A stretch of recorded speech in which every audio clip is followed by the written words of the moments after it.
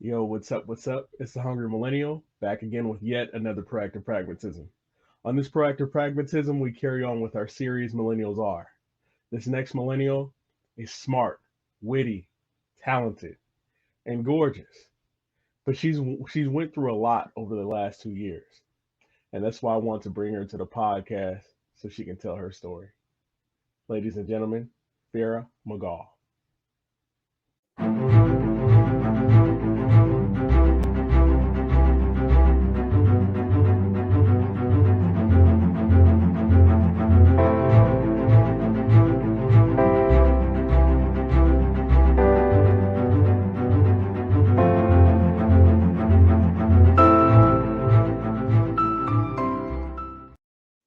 Farah, welcome to the podcast. Thank you so much for having me. How are you?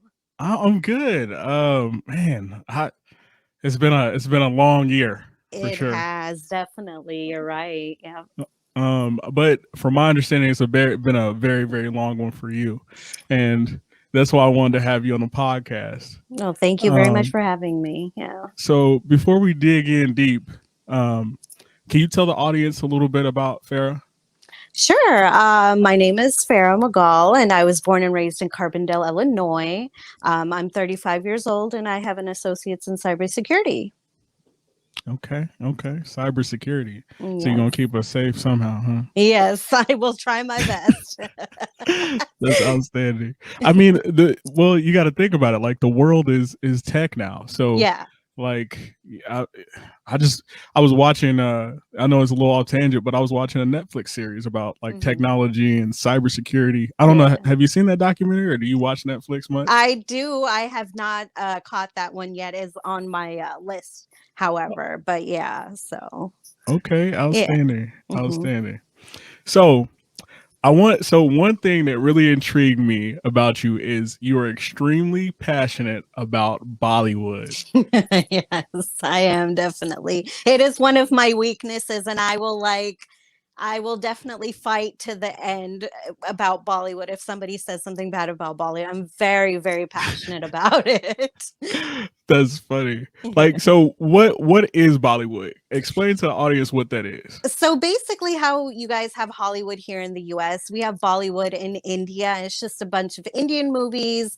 They have actors, actresses, and what we're very popular and known for is the song and dance sequences.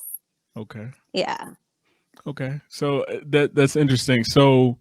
Um so there's because when I was researching, there's a thing also called Tollywood. And Hollywood is, so yeah.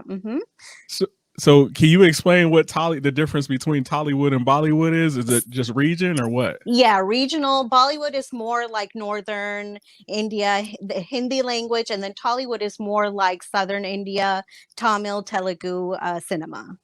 Okay. Yeah, Okay.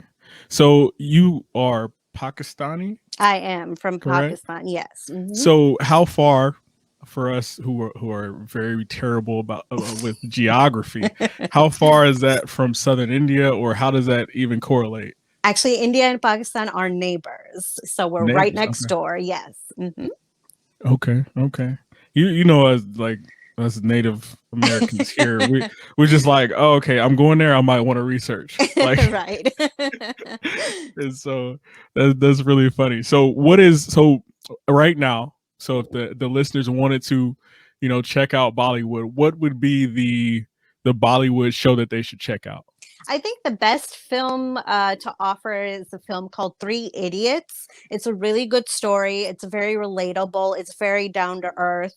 And so, yeah, it's actually available on Netflix. It's available on Amazon Prime as well. So do check that one out. Okay, cool. So you said, I'm gonna type it in real quick. This is pretty interesting. So you said three Three Idiots. Yep. idiots. Okay, let's check out the graphics on this one. Oh my goodness. That Fair, what is did you it. get me into? It's a great film. You'll definitely enjoy it. So what language is it in? Is it like in English, or like how does that? do they typically, how does that work? So the main language is Hindi. However, one of the official languages in India is English. So there is some English, mostly Hindi, but they have subtitles available. So as long as you don't have an issue with subtitles, you should be fine. Wow. Okay. Yeah. That sounds fun because it's Yeah.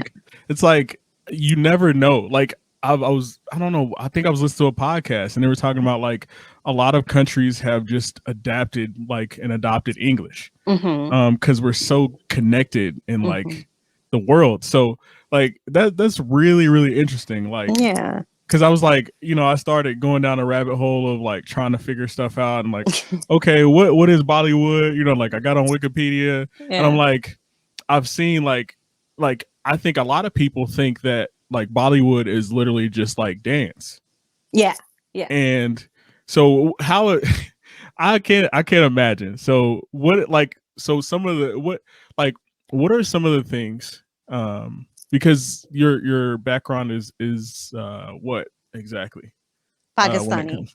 Pakistani. And Yes. so what are some of the like misconceptions that people do have about people of Pakistani descent? Well, I'm the first one I can think of is people here think that Pakistanis might hate Americans and we shun the Western world.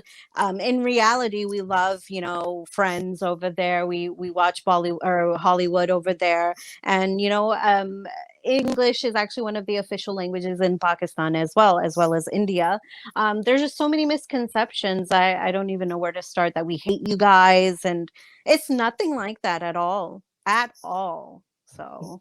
Wow. I mean, that's powerful because like we're more connected than ever. And I think that we are, when it comes to like the human condition, like we all have issues and we all have problems. Yep. Like one of my like most interesting experiences, like being in Kuwait, was like a lot of people speak English over there as well.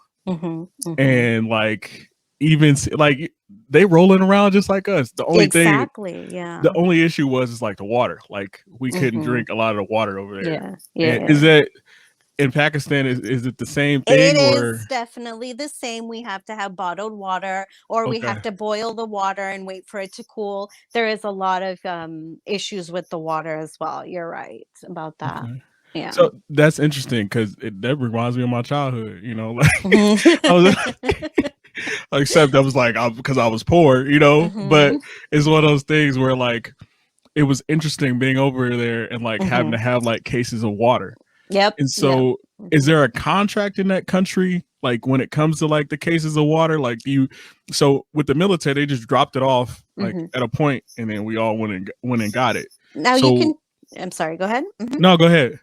So you can choose to, go to like the different grocery stores and stock up on bottled water. However, every residential area does have, if you're more of like a middle upper class or upper class, you are offered contracts. And then like every month or every twice a month, they do drop off the big bottles that you have to put in that like little cooler thing. So it just depends. But those are really, really expensive and unfortunately offered to, the upper middle class or the upper class. Okay.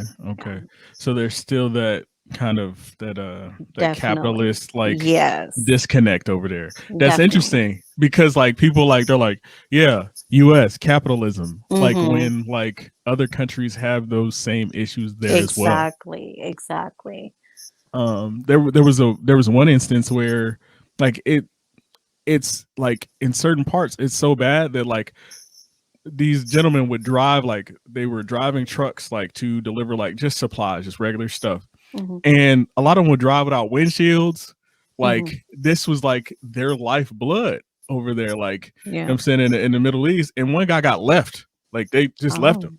Like there was like his truck broke down, they like left him. Like obviously like later the guy got, the treatment that he needed, but like working in, what I'm saying, like the type of weather over there is really ridiculous because it's hot. It's just exhausting. Yeah. What are some of the contrasts? Like, so you seem very, very passionate about your culture. And so what are some of the things that you wish maybe that like they had in like the culture here in the US that that you miss from back home? I feel that whenever I go to Pakistan, I feel like there's more of a tight knit with the people. They're very giving, they're very generous. I'm not saying that they're not generous here. I'm just saying that right here, I feel like everybody does their own thing. They're independent. They don't really, I mean, Carbondale is quite different, but in Yeah. other different cities, I've seen that like people keep to themselves. They aren't willing to help as much, but in Pakistan, they'll help you. They don't even have to know who you are. They'll just naturally help you, naturally, give you that love. They're very generous, and I wish we had a little bit more trust in one another over here, especially nowadays. The environment here is quite hostile, and I wish that we would overcome that. Wow, that's powerful that you say that, because like when you address that, like even growing up as a child, I'm gonna be honest, in Carbondale, like we were a very tight knit community. Definitely. Like I felt like everybody loved everybody. Like no communities without its issues. Right. But like you go to a lot of other cities and like people, like how they interact with others is just not the same. It's a lot of it seems like disingenuous. And so somebody explained this to me. So they were like, when it comes to like the surrounding towns, like West Frankfurt, the Bentons, the small towns that surround Carbondale, like there is a racism that's there because a lot of people they only know themselves. Right. Like Southern Illinois region, really, to be honest, in itself is one of the only areas that's 97%, like in a lot of these towns, it's 97% Caucasian. Wow. And like I had a buddy that's from the South where they do the rebel flag thing and all that, right?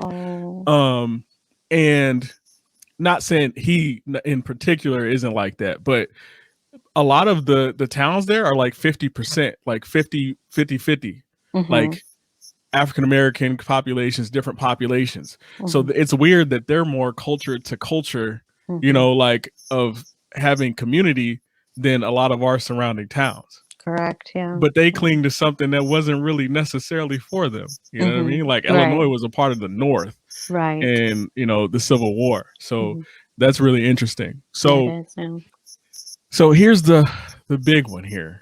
How are you doing? With so you had cancer, right? I had cancer. Yes. You had cancer. Yes. So you recently beat it.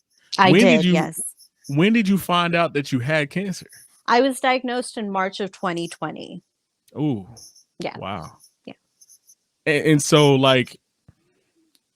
so when you first found out, like, what were your thoughts? Well, I went into my doctor's office. She had called me and she said, I need you to come over. And I did, you just kind of know. That it's not good news. So I went in with my mother, and my mom was like, no, it's all good. It's all good. So my doctor told me, she gave me a hug, and I hugged her back, and I told her it's going to be okay. And she was like, you're so strong. And I guess that was the only thing I was telling her, but I was more telling myself. And then when she left the room, I have to admit, I did break down. So yeah. That shows your strength in itself, because a lot of people, when it comes to stuff like that, like they'll completely shut down. Yeah. But like that's kind of like, I'm gonna be honest, like when I originally started the podcast, a lot of it, we have, as humans, we're speaking to ourselves and who we want our people, who we want to be as people. And that's really, really powerful that you did that. Yeah. Because the first thing that you can do when a problem comes up is identify, right? Yeah. Like, face it head on. And so after you cried it out, like, what were your next steps? Like, what were your next thoughts? Honestly, I was thinking about, what am I going to do for work? How many days do I have to take off? Like that. I mean, as a professional, I believe that was my first thought. And then I called my boss and I said, hey, it's cancer. What do I need to do? So I had to have surgery. And so they gave me some days off.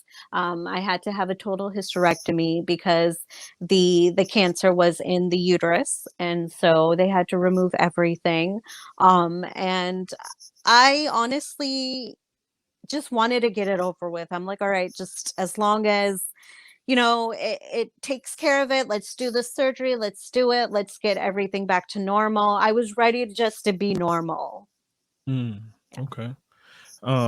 Yeah, normalcy is key. And Mhm. so that was interesting. So did you go through the chemotherapy process at first? And can you explain what that's like? Because a lot of people, they hear it and they've never, gone through something like that. Yeah, sure. So I had to have surgery first. They removed all of the reproductive organs.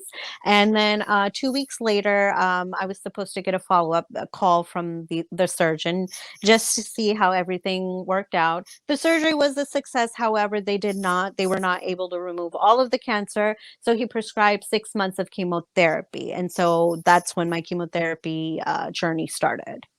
Okay. So can you explain to the listeners exactly what chemotherapy is? Sure. So basically, what it is, they order from the hospital. I can't put it in any other words. It's basically poison that they're putting into an IV, and basically injecting it into your veins, and that is what kills the cancer cells. And so, if they were to give you the chemotherapy straight up, it could be fatal. So they have to mix it with steroids in order to balance it out. Mm, wow.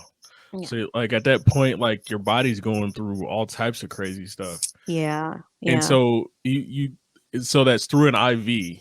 Correct. Yeah. And then like how often do you have to go through the treatment? Is it like once a week, twice a week, or So it varies. It just depends on which stage you have and what kind of cancer you have. So my personal one was I had to go twice a month, and I had to sit there and get this IV for 5 hours. oh my goodness. Yeah. And because of the fact that it was COVID, I couldn't have any visitors. I couldn't sit there and talk to anybody. I just had to wait it out. Oh wow. Yeah, Yeah. that's rough. Like so oh man. Like and you must have like felt awful like while it was going on. Like I feel like there's no way like how were your spirits during the process? Was it go ahead. Believe it or not, I was okay. I had my playlist. I listened to my Bollywood music. It always brings me back into spirits. Whenever I'm in a bad mood, I listen to my Bollywood music. And it takes me into another place where I don't even have to worry about what's going on. And then, the nurses are just incredibly nice there. And I'm just naturally a funny person. So I would always, make them laugh. And I was the youngest person there. There were people like, 50 plus. I was the youngest person there. Everybody literally always looked at me, and they had that look in their eye like, oh, poor her. She's so young. But I didn't take it that way. I was like, you know what? This too is an experience, and this will make me a better person. So Wow. And you came through it. You're I thriving. did. Yeah. Yes. So here's a question. So Mhm. with when it comes to is it a hair loss thing or do people shave their heads like when like they're going through the chemotherapy Mhm. process? So before I started chemotherapy, I did have a meeting with my oncologist, and he was just telling me how to navigate what the game plan was. So he said the first round of chemotherapy, it's not really gonna make a difference. But by the third or fourth round, I suggest that you completely shave your head off. And he was like, I know you have this beautiful hair. Um, but you're going to have to get rid of it. And so by that time, my sister was there visiting. She was here visiting, and I told her to cut my hair. I told her to shave it. So she cut a Bixie cut, and she was like, "It's cute. Okay, that's it." I was like, "Nah, just shave it off." And she looks at me, and I will never forget that look in her eyes. She's like, "Are you sure?" And I'm like, you have to do it. And so she shaved it off, and I looked myself in the mirror, and I cried. And she said to me, she's like, "It's just hair, it'll grow back." That's what she said to Mhm. me. Wow. Wow. That's powerful. Mhm. And but it's also beautiful that you have like it from what I can tell, amazing people in your life that Yeah. continue to try to uplift you during that Definitely. process. Definitely. So what is some advice? Okay, so obviously, like if somebody's going through the process, they need supportive loved ones. hmm What are some tips that you can give people that want to support people throughout the process that may be battling cancer themselves? It just depends on how if the cancer patient, it just depends on them. Some people want to talk about it, some people want to be left alone. Just respect their privacy. If they don't feel like talking about it, don't force them. If they want to talk about it, listen to them, give them the advice, and just always be supportive no matter what. Okay, okay, that's some good advice there. So what? So when did you get your degree in cybersecurity? I graduated in May of 2019. Okay, outstanding. So delayed but not denied. Correct. Um, It's never too late for an education. that's beautiful. And so, what made you choose cybersecurity? How did you get there? I decide I've always been really comfortable with computers, and I wanted to get paid for just typing on a computer because I always did it, and I always got yelled at for playing games and chatting and stuff like that. So I was like, hey, might as well just make a living out of it. So Okay, okay. So y'all looking out for y'all computer nerds out there that's always playing games on a computer. yeah, Make sure you get in there and get you a cybersecurity degree while you're at it. exactly, And that's cool because it's like you're getting equity in the things that you already use. exactly. It is the future. So Well, and there's a conversation like people are like, yeah, I want, the same as everybody else, like when it comes to equality and stuff like mhm, that. Like I'm a proponent of that, but like I always say you want equity. If you mhm, get equity, that means you take ownership of the process. exactly. Yeah. And I'm glad that you've taken ownership of this entire process. It also Thank it you. brings me a lot of joy. Because the Thank other you. day I was looking on Facebook and you were like, got the doctor, you're going to the doctor today. Hopefully I hear some good news. Right. And I Yeah. was nervous. Like my Yeah. like my stomach just had like Oh a my pit in it God. right Yeah. now. Yeah. Yeah. And I was just like, wow. And then I saw it and I was like, that's outstanding. Like I'm Yeah. glad that she made it through this process. Yeah. Because a lot of people don't. And Mhm. that's tough. Um so I think another big question that I have is, so how has COVID changed? So do you get to work from home with cybersecurity? Like I how am has COVID working. changed that? Yes, I am working from home and I absolutely love it. And so you don't see that like even going back to the way it used to be anytime I'm soon at all, good really? because I'm naturally like a homebody. I love going to the office. I love seeing my coworkers, but I'm good at home. I'm much better at home. So, a question. So, how have you found like more clever ways, to bring out that personality? Because I see you going on Facebook a lot. And I'm like, okay, what is she doing? Like, she out here going crazy. And I'm like, it's funny though. Like, That actually is my outlet. I was like, you know what? I'm just going to make this my outlet, and everybody, you can either take it or leave it. and you know what? And that adds perspective because a lot of times people are like, what are they doing on social media? Like, shouldn't they be doing something right now? But like, that is literally your job. So like, you Yeah, get all the excuses in the world, even after COVID. exactly. I do. You So understand. Thank you. yeah, look, I can't even hate. I can't even hate. You know what I'm saying? I'm out here breaking my back. You over here click, click, click. Huh? Exactly. That's how it is. See, you chose a smart route. I'm like, oh, Exactly. let's go Mhm. do some hard labor and break my Mm-mm. back. So, That's good. You can take that. You can definitely take that. so when's the last time that you went back home to Pakistan?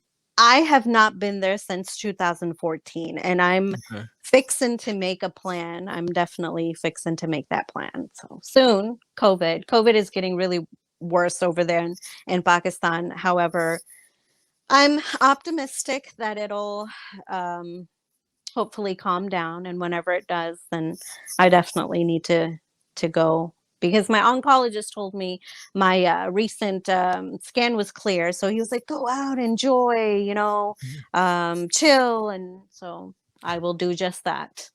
That's awesome. It's like another shot at life completely. Exactly, for sure. And so how does your perspective change?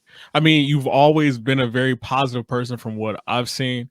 Can you explain how your perspective has changed before finding out you had cancer and then after? Like, has there been anything lifestyle change wise, or like how you see things? I used to be very I wouldn't say materialistic, but I would worry about these petty things like, money, clothes, whatever. Now, honestly, I find such joy in making people laugh. I find humongous joy in that. I used to be really funny and everything, but the Mhm. way that I try to do that, and that's my focus actually. Making people laugh, making people smile. I want people to know that even though I've been through cancer, I'm good, and you should be too. Mm. That's wonderful, because a lot Mhm. of people, they kind of bring those rain clouds, like Mhm. it's like even after you say you're, and you have to, I mean, it's coming from your experience. You can confirm or deny this, but even after you went through the process, people are like on that sympathy thing, Yeah, yeah, yeah. and instead of empathy, it's sympathy, and I'm Mhm. like, and I'm the type of person, don't give me no sympathy, give me Right. some Exactly. empathy. Like, I'm Exactly. trying to Exactly. uplift, Exactly. and it's interesting, like it's people like yourself that inspire me on a day-to-day basis, Wow. Thank you. because yeah, and it's one of those things. The reason why is because I'm like, I can't change it. I might as well smile and interact with these people when I get an opportunity. Precisely. Precisely. And I'm an introvert, so it's hard for me, Mhm. Mhm. but I realize, I don't know, sometimes I look at it as a curse, but like, I have a good smile, but Mhm. like I don't enjoy using it all the time. Like sometimes, Right. like I'm a thinker, and so Mhm. like I'm always thinking of something. So and Yeah. then people are like, they think I'm like mean or grumpy, and I'm like, I'm never grumpy. Yeah. Like, I'm No. just on the inside, I'm just focused on the next task and Mhm. getting things done and getting awesome people on the podcast like yourself. Thank you. And so like, that's where I'm at, Mm. because like I always believe that if you add value, value would come to you. Exactly. And you, as far as since I've known you, you've always added value to my life, whether it was Thank some you. chicken strips, Right. what I'm saying? Right. Yep. Yep. Yep. I tried to whip them up as fast as I could. Look, So at that time, that was some of the best chicken strips I ever had, because I was really well. starving. Thank I'm like, you.